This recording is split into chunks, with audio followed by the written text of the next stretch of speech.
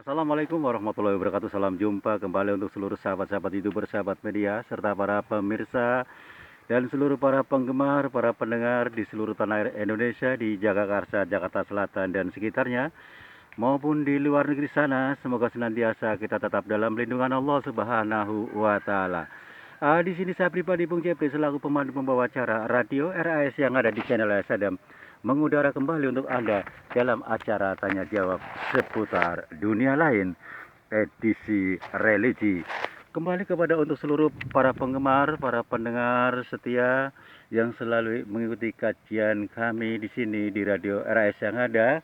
Semoga Anda semuanya tetap dalam lindungan Allah Subhanahu wa taala, berbahagia bersama keluarga.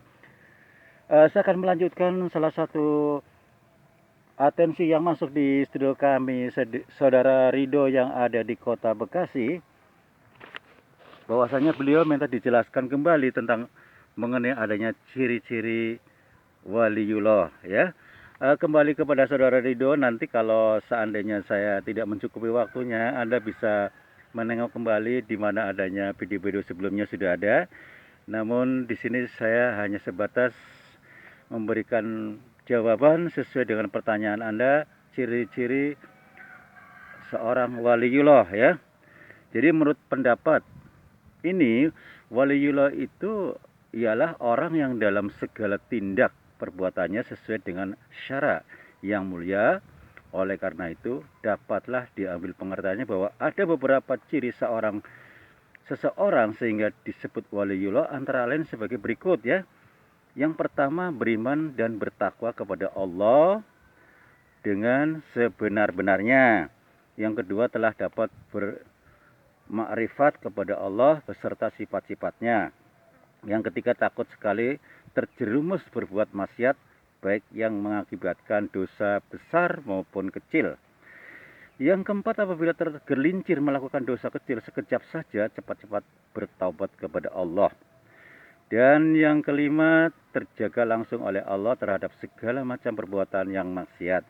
Yang keenam, ada pada dirinya karomah, meskipun karomah tersebut tidak tampak diperlihatkan kepada orang umum. Yang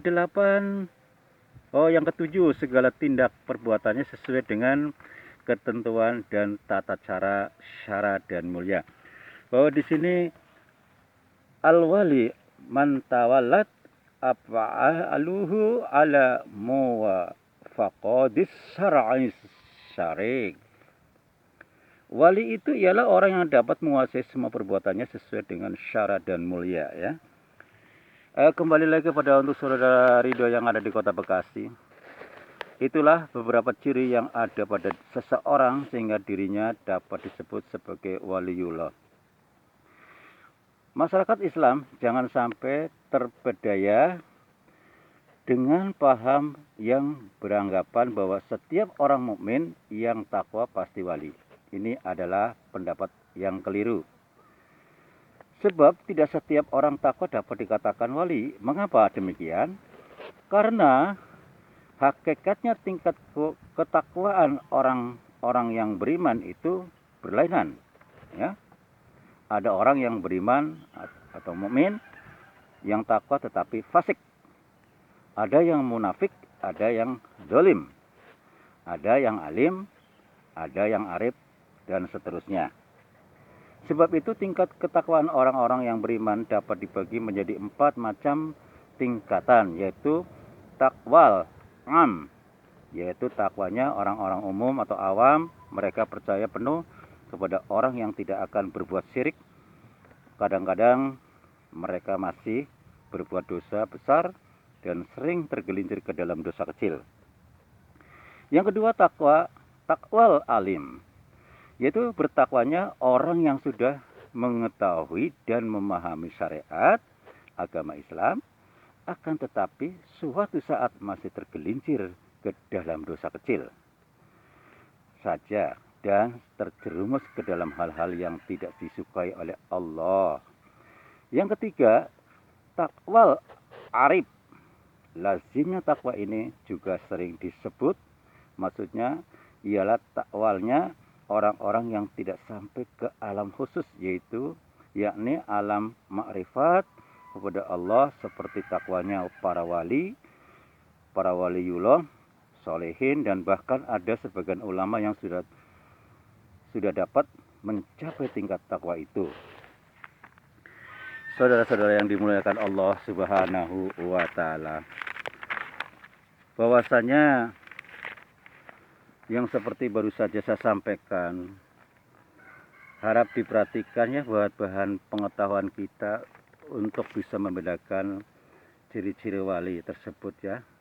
Mereka berbeda dalam alam yang sudah dapat menghindarkan dirinya dari perbuatan dosa-dosa kecil, apalagi tergelincir melakukan dosa-dosa besar atau dosa-dosa kecil tersebut, maka cepat-cepat bertobat kepada Allah.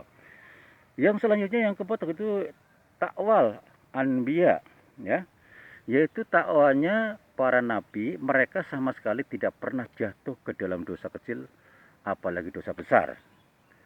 Mereka selalu dipelihara dan dijaga langsung oleh Allah dengan diberikan sifat maksum, artinya tidak mungkin berbuat dosa apapun. Demikianlah tingkat-tingkat takwa di kalangan orang-orang yang beriman. Sebab itulah maka tidak asal orang beriman dan bertakwa dapat disebut waliullah. Untuk saudaraku, saudara Ridho yang ada di kota Bekasi, mudah-mudahan Anda puas atas pertanyaan Anda dengan ciri-ciri orang disebut waliullah ya. Ini masih banyak arti wali, terus hakikat wali, semuanya banyak. Sebelumnya saya sudah menayangkan melalui video-videonya. Silakan Anda disimak baik-baik, dicari di situ ada waliullah ya. Baik ciri-cirinya juga sudah sebutkan. Ini karena Anda bertanya, saya sebutkan kembali.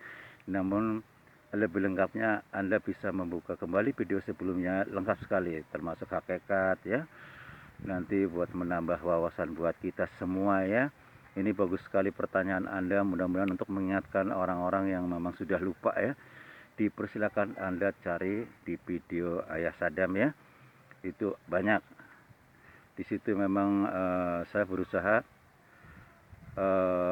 menayangkan video secara berskala atau scene per scene ya, karena memang waktu saya hanya diberikan durasi 10 menit bahkan lebih sedikit, sehingga sesuai dengan kondisi kalau memang harus diperpanjang saya melanjutkan.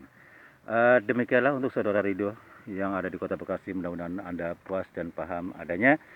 Dan untuk seluruh para pendengar, para penggemar setia, kemarin sudah menyinggung tentang pertanyaan kapan mau meliput adanya tentang dunia lain seperti dulu lagi, yaitu pemburu hantu. Saya tegaskan ya, saya jawab. Memang kemarin saya sudah menjawab. Insya Allah saya memang sudah punya rencana, tapi saya belum bisa memastikan kapan waktunya. Untuk sementara ini memang masih membahas tentang religi, kajian-kajian yang ada tentang agama.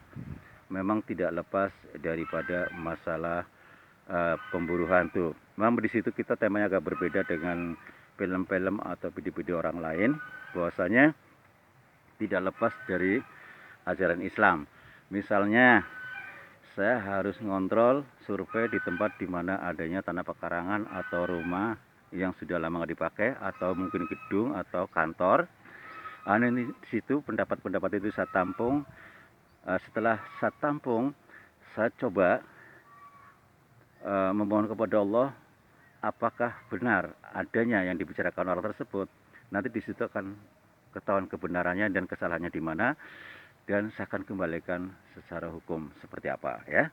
Mudah-mudahan insya Allah kita akan jumpa lagi di waktu yang sama dengan acara yang sama, tanya jawab seputar dunia lain, edisi religi. Karena waktu juga saya pribadi harus undur diri. Apabila ada salah-salah kata baik sengaja tanpa sengaja, saya pribadi mohon maaf. Wassalamualaikum warahmatullahi wabarakatuh. Ihdinas siratal mustaqim.